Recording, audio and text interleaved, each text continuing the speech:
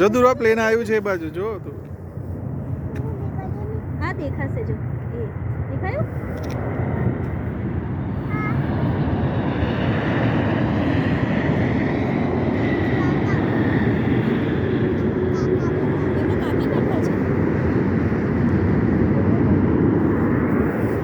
દુર્વા મજા આવી. એ દુર્વા જો પેલી બાજુ લાઈટ દેખાય છે દૂર છે 4 એક પ્લેન ઉતરવાના છે. હવે આવ્યું ટેક ઓફ કરશે. દુર્વા મજા આવી હે.